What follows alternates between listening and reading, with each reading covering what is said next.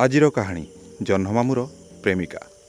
ପ୍ରେମ କେବେ ବାଇ ଚଢ଼େଇର ବସା ତ କେବେ ଭଙ୍ଗା କୁଡ଼ିଆର ସୁନେଲି ସ୍ୱପ୍ନ, କେବେ ନିଦାଘର ଝାଞ୍ଜି ଖରା ତ କେବେ ଜହ୍ନ ରାତିର ଚକମକ ତାରା। ସମସ୍ତେ ପ୍ରେମର ସ୍ୱପ୍ନ ଦେଖନ୍ତି, ପ୍ରେମରେ ବିଭୋରେଇ ଯିବାକୁ ଇଚ୍ଛା ବି କରନ୍ତି। ଆଉ ଯେ ପ୍ରେମ କରିନି କି ହୃଦୟରେ କାହା ପ୍ରତି ପ୍ରେମର ଗଙ୍ଗା ବୁହାଇନି, ସେ ନିର୍ଜୀବ ଆଉ ଜଡ଼ବସ୍ତୁଠାରୁ ବି ହୀନ। ବୋଧେ ଭଗବାନ ସମସ୍ତଙ୍କୁ ଏକ ରଜ୍ଜୁରେ ଗୁନ୍ଥିବା ପାଇଁ ଏ ପ୍ରେମ ନାମକ ଅମୂଲ୍ୟ ଜିନିଷକୁ ଭରି ଦେଇଛନ୍ତି ଆମ ଭିତରେ। ସବୁ ଭୁଲି ହୁଏ, ହେଲେ କାହାଠାରୁ ପାଇଥିବା ଟିକେ ସ୍ନେହ ଆଉ ଭଲ ପାଇବାକୁ ଭୁଲି ହୁଏନି। ଆଉ ଜୀବନର ପ୍ରଥମ ପ୍ରେମକୁ ତ ଜୀବନର ଶେଷ ବିନ୍ଦୁ ପର୍ଯ୍ୟନ୍ତ ଭୁଲି ହୁଏନି। ସତରେ ପ୍ରଥମ ପ୍ରେମର ସେ ଅନୁଭୂତି, ସେ ସ୍ପର୍ଶ, ଆନନ୍ଦ ଆଉ ସେ ଭାବ ଭାରି ନିଆରା। କିଛି ପ୍ରେମ ସଫଳତା ପାଏ, କିଛି ସିନ୍ଦୁରର ରୂପ ନିଏ, ଆଉ କିଛି ଜୀବନର କ୍ୟାନଭାସରେ ଅଧା ଅଧୁରା ହେଇ ରହିଯାଏ।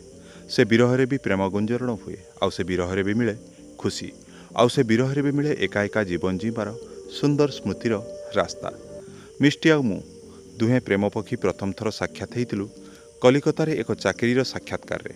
ଆମ ଡାକରା ଆସିବା ପର୍ଯ୍ୟନ୍ତ ୱେଟିଂ ହଲ୍ରେ ଦୁହେଁ ବସିଥିଲୁ ଖୁବ୍ ପାଖାପାଖି। ଯଦିଓ ଆହୁରି ଅନେକ ପୁଅ ଝିଅ ଆସିଥିଲେ ସେଠାକୁ, ଆମେ ଥିଲୁ ଓଡ଼ିଆ ପିଲା। ପ୍ରଥମେ ଗୋଟିଏ ଗୋଟିଏ ହାଲକା ସ୍ମାଇଲ୍ରୁ ଆରମ୍ଭ ହୋଇଥିଲା ଆମର କଥାବାର୍ତ୍ତା। ସେ ଥିଲା ପ୍ରାଣୀବିଜ୍ଞାନ ସମ୍ମାନର ଛାତ୍ରୀ, ଆଉ ମୁଁ ଥିଲି ଉଦ୍ଭିଦ ବିଜ୍ଞାନର ଛାତ୍ର। ଦୁହିଁଙ୍କର ଏକା ବ୍ୟାଚ୍ ଅବଶ୍ୟ, କିନ୍ତୁ ତା ଘର ବାରଙ୍ଗ ଆଉ ମୋ ଘର ଭଦ୍ରକ। ଖୁବ୍ ସ୍ମାର୍ଟ ଆଉ ସୁନ୍ଦରୀ ଝିଅଟିଏ। ତା'ର ଭଲ କ୍ୟାରିୟର ପାଇଁ ସେ ନର୍ସିଂ କରି ଏବେ ଭୁବନେଶ୍ୱରରେ ଏକ ଘରୋଇ କ୍ଲିନିକ୍ରେ ଜବ୍ କରୁଛି। ମୁଁ ବି ସେମିତି 4 ବର୍ଷ ହେଲା ଗ୍ରାଜୁଏସନ୍ ସାରି ଚାକିରିର ଅନୁସନ୍ଧାନରେ ଥିଲି। ସେଦିନ ସାକ୍ଷାତକାର ଦେଇ ଗୋଟିଏ ବସ୍ରେ ଫେରିଥିଲୁ ଦୁଇ ଜଣ ଯାକ ଓଡ଼ିଶା। ଭାରି ଭଲ ଲାଗିଥିଲା ସେଦିନ ଆମର ପ୍ରଥମ ଦେଖା। ଭାରି ଫି ମିକ୍ସିଂ ଝିଅଟିଏ। ହସି ହସି ସବୁ ଗୋଟି ଗୋଟି କରି କହି ଚାଲିଥିଲା ମୋ ଆଗରେ, ଯେମିତି ସେ ମୋତେ ଆଗରୁ ଚିହ୍ନିଥିଲା।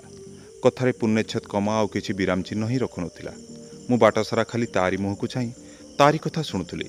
ପ୍ରଥମ ଥର ଗୋଟେ ସୁନ୍ଦରୀ ଝିଅ, ପୁଣି ବସ୍ ଯାତ୍ରା, ତାପରେ ଖୁବ୍ ପାଖାପାଖି ବସିଥିଲୁ।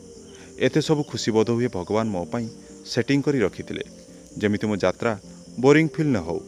କଣ୍ଡକ୍ଟର ଯେତେବେଳେ ଟିକେଟ୍ ଟାଣି ମୋ ହାତକୁ ବଢ଼ାଇଥିଲା, ମୁଁ ଦେଖିଲି ସେଥିରେ ଲେଖାଥିଲା ଶୁଭଯାତ୍ରା। ମୋତେ ମଧ୍ୟ ସତରେ ଖୁବ୍ ଶୁଭ ଶୁଭ ଲାଗୁଥିଲା।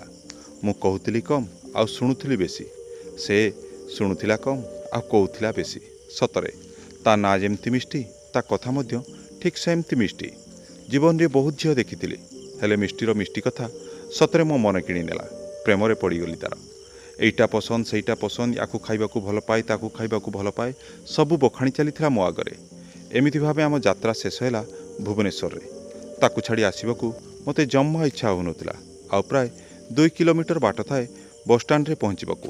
ସେ ପ୍ରସ୍ତୁତ ଥିଲା ଯିବାକୁ, ଆଉ ମୁଁ ପଛରୁ ଡାକିଲି, ମିଷ୍ଟି, ତୁମର ଯଦି କିଛି ଆପତ୍ତି ନଥାଏ ତୁମ ଫୋନ୍ ନମ୍ବରଟା ଦେବ। ସେ କହିଲା, ମୁଁ କାହାକୁ ଫୋନ୍ ନମ୍ବର ଦିଏନି ମ।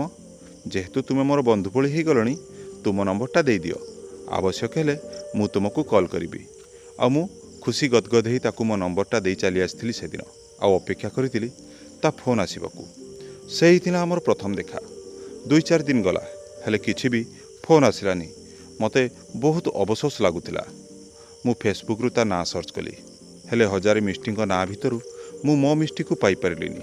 ଯେହେତୁ ତା'ର ପ୍ରୋଫାଇଲ୍ ପିକ୍ଚର୍ ସେ ଦେଇନଥିଲା କି କୌଣସି ବାୟୋ ମଧ୍ୟ ସେ ଆଡ୍ରେସ୍ରେ ନଥିଲା। ମୋତେ ଭାରି ଦୁଃଖ ଲାଗୁଥିଲା।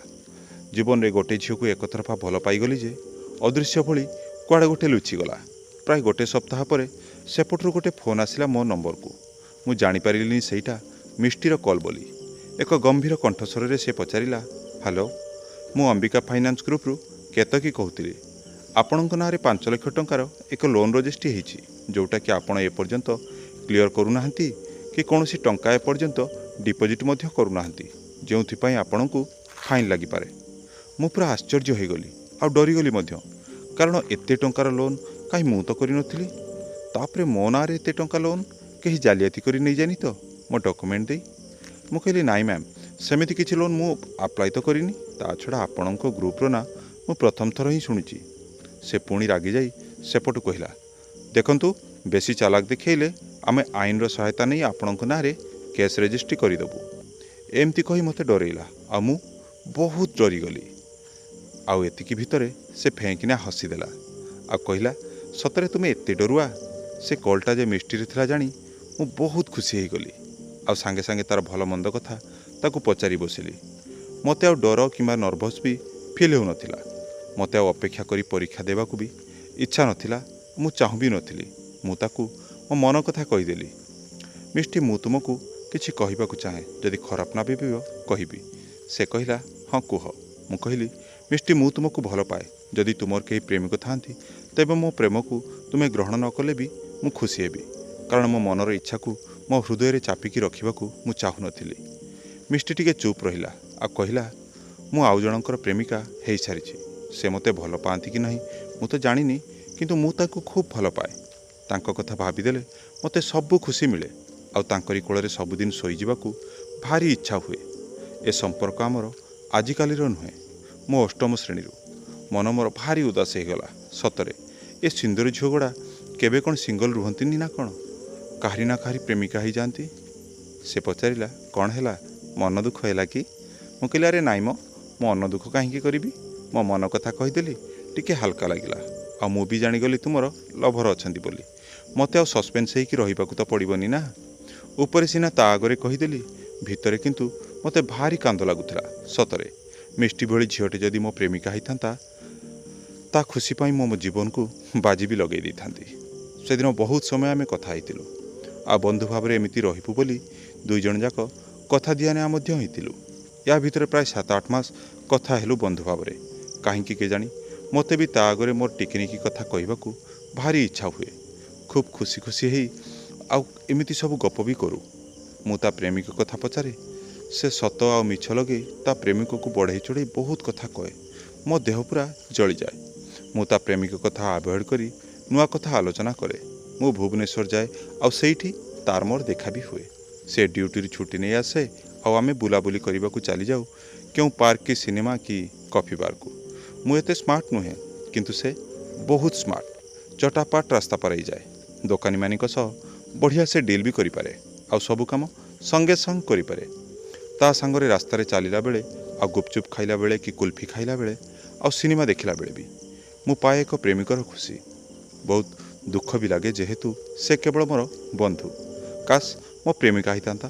ମୁଁ ସନ୍ଧ୍ୟାରେ ମୋ ସହରକୁ ଫେରିଯାଏ ଆଉ ସେ ଫେରିଯାଏ ତା ଘରକୁ।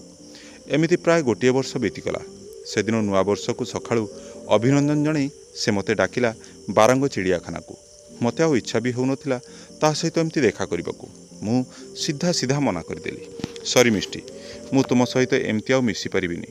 ଏମିତିରେ ଆମେ ବହୁତ ବୁଲୁଛନ୍ତି, ଖୁସି ହେଉଛନ୍ତି, ଆଉ ଏମିତି କିଛି ନ ହେଉ ତୁମ ପ୍ରେମିକା ମୋତେ ତୁମ ସହିତ ବାରମ୍ବାର ଦେଖି ତୁମକୁ ଖରାପ ନ ଭାବୁ। ତୁମେ ମୋର ଜଣେ ଭଲ ବନ୍ଧୁ ଆଉ ରହିବ ମଧ୍ୟ। ସେ ଟିକେ ଦୁଃଖିଲା ହେଇଗଲା। ସେ କହିଲା ତୁମେ ଆଜି ଆସ ମୋ ପ୍ରେମିକାକୁ ଦେଖିବ। ଆମେ 3 ଜଣ ମିଶି ନୂଆ ବର୍ଷକୁ ଭଲରେ କଟେଇବା। ଆଉ ମୁଁ ଅଲରେଡ଼ି ଛୁଟି ନେଇ ଆସିଛି। ତୁମେ ନ ଆସିଲେ ମୋ ଛୁଟି ନେବାଟା ପୁରା ବେକାର ହେଇଯିବ ଆଉ ମୋ ମନ ବି ଦୁଃଖ ହେବ। ମୁଁ କହିଲି ଠିକ୍ ଅଛି, ମୁଁ 10ଟା ସୁଦ୍ଧା ଯାଇ ବାରଙ୍ଗରେ ପହଞ୍ଚିଯିବି। ରେଡ଼ି ହେଇ ବାରଙ୍ଗରେ ପହଞ୍ଚିଗଲି ଦିନ 10:30ରେ। ସେଇଠି ସେ ମୋ ପାଇଁ ଅପେକ୍ଷା କରିଥିଲା। ଦୁହେଁ ଟିକେଟ୍ କାଟି ନନ୍ଦନକାନନ ଭିତରକୁ ପଶିଗଲୁ। ବହୁତ ସେଲ୍ଫି ନେଲୁ। ସେ ବାଘ, ପକ୍ଷୀ, ସାପ, ହାତୀ, ବନ୍ଦୀ ଜୀବନ ବିତାଉଥିବା ନିରୀହ ପଶୁପକ୍ଷୀଙ୍କ ସହିତ ସମୟ ବିତେଇଲୁ। ଏମିତି ଭିତରେ ତା ପ୍ରେମିକ ଆସିବ ବୋଲି ଆସିଲାନି। ମୋତେ ବାରମ୍ବାର କହୁଥିଲା ସେ ଏଇଠିକି ଆସିବେ ନିଶ୍ଚୟ। ଏମିତି ଭିତରେ ସନ୍ଧ୍ୟା ବି ହେଇଗଲା। ଝାପ୍ସା ଜହ୍ନର ଆଲୋକ ଚାରିଆଡ଼େ ବିଛୁଡ଼ି ହେଇ ପଡ଼ିଗଲା। ଏକ ଚାହା ଦୋକାନରେ ଆମେ 2 ଜଣ ଚାହା ପିଉଥିଲୁ।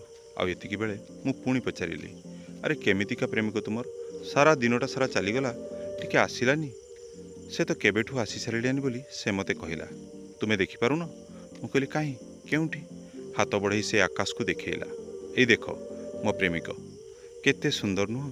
ତା ରୂପ, ତା ମୁହଁ ଆଉ ତା ଦେହ କେତେ ନିର୍ମଳ। ମୁଁ କହିଲି ତୁମେ ଏକା ପାଗିଳି ନା ମୋତେ ବି ସାଙ୍ଗରେ ପାଗଳ କରିବ?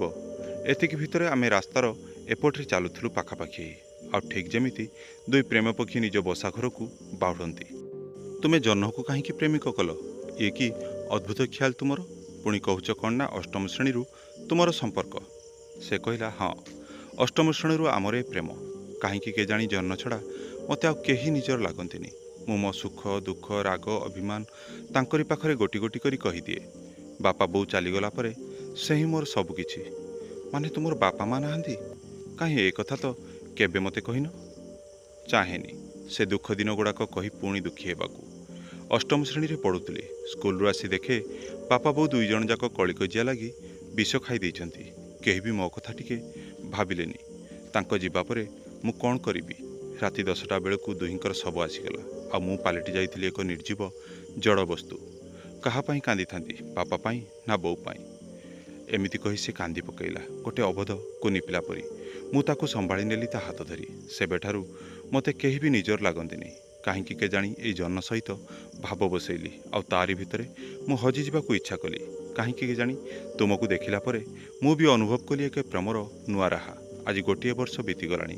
ତୁମର ମୋର ଏ ବନ୍ଧୁତା, ଏ ଖୁସି, ଗପ, ମଜା, ମସ୍ତି, ନହେଲେ ଆଉ ସବୁ ସମୟ ସେଇ କ୍ଲିନିକ୍ରେ ଥାଏ।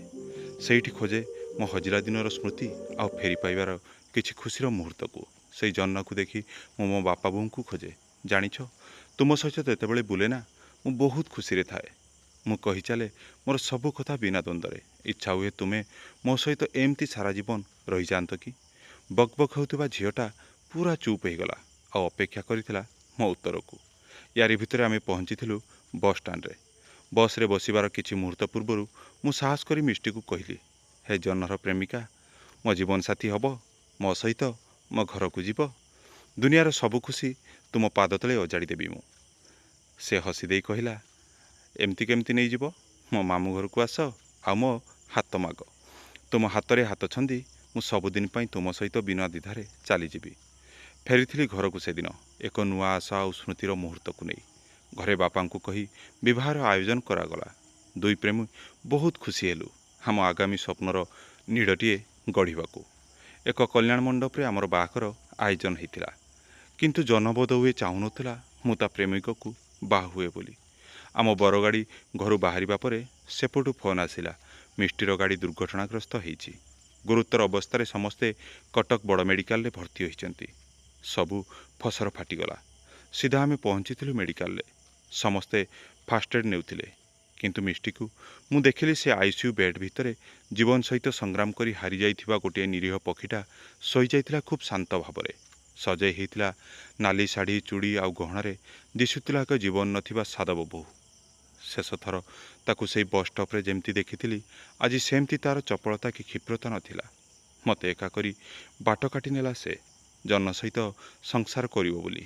ଆଉ ମୁଁ ଫେରି ଆସିଥିଲି ସେଦିନ ଶିଶୁପାଳ ହେଇ। ଆଜି ମିଷ୍ଟି ଯିବାର 2 ବର୍ଷ ହେଇଗଲାଣି। କିନ୍ତୁ ସେ ଜହ୍ନ ସହିତ ଆଜି ବି ସେ ରାଗ କମିନି ଆଉ କମିବନି ମଧ୍ୟ। ଆଉ ମିଷ୍ଟି, ତାକୁ ବି ମୁଁ ପଚାରିବି, ଯଦି ତୁ ଜହ୍ନ ସହିତ ଭାବ ବାନ୍ଧିବାର ଥିଲା, କାହିଁକି ମୋ ଜୀବନ ଭିତରକୁ ଆସିଥିଲୁ? କାହିଁକି ମୋତେ ଏକା କରି ପୁଣି ଏ ଦୁନିଆର ଭିଡ଼ ଭିତରେ ଛାଡ଼ି ଦେଇ ଚାଲିଗଲୁ? ନିଶ୍ଚୟ ପଚାରିବି। ଯଦି କାହାଣୀଟି ଆପଣମାନଙ୍କୁ ଭଲ ଲାଗିଥିବ ତାହେଲେ ନିଶ୍ଚିତ ଭାବରେ କମେଣ୍ଟ କରିବେ, ସେୟାର କରିବେ